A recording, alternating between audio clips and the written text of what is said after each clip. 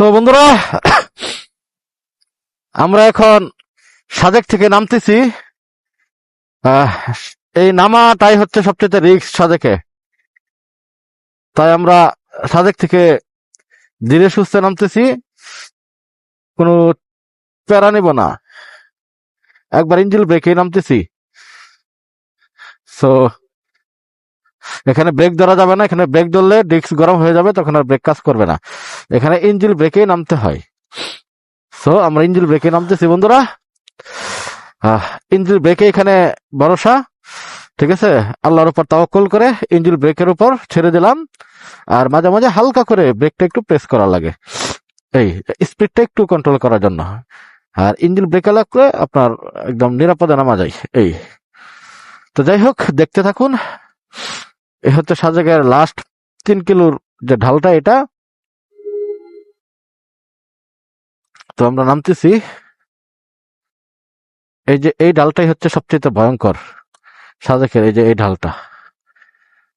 So আমরা নেমে যাচ্ছি আস্তে আস্তে করে, কারণ এখানে একটা বাঁক, তারপরে বাম দিকে আবার বাঁক। মানে এখানেই অনেকের সমস্যা হয়, ব্রেক কাজ করে না তখন। ওই যে অনেকে ব্রেক চেপে চেপে নামে, এই জন্যে।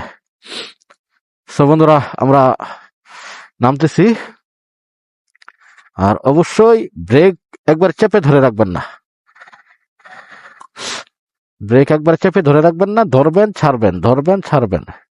এটাই সবচেয়ে ডেঞ্জার ঢাল সাজেকের। এই ঢালটাই সাজেকের সবচেয়ে ডেঞ্জার। একদম খাড়া নেমে গেছে, তো এখানে ব্রেক আপনার গরম হয়ে, ডিস্ক গরম হয়ে গেলে তখন আর ব্রেকের কাজ হয় না এই জায়গায়। ডাউন হিল তো টোটালটাই ডাউন হিল, তো টোটাল লাস্ট 5 কিলোটা কিন্তু টোটাল ডাউন হিল। তো এই যে দেখতে পাচ্ছেন পাহাড়ি আদিবাসী দিদিরা, তারা জীবিকা নির্বাহনের জন্য বেরিয়ে যাচ্ছে।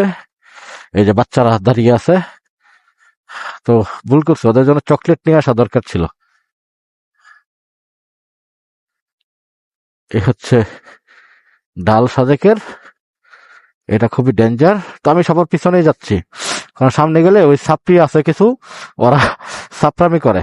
তাই তাই আর কি, আমরা সবার পিছনেই, বাইক আগে সব দিয়া দিছি, দিয়ে তখন আমরা সবার পিছনে নামতেছি। এই ডালটাই একবারে ইঞ্জিল ব্রেকে নামতে হয় আর কি, তো আমি সেটাই করতেছি। এখানে কন্ট্রোল রাখা সো টাফ। আমি দুই নাম্বার গিয়ারেই নামছি টোটালটাই।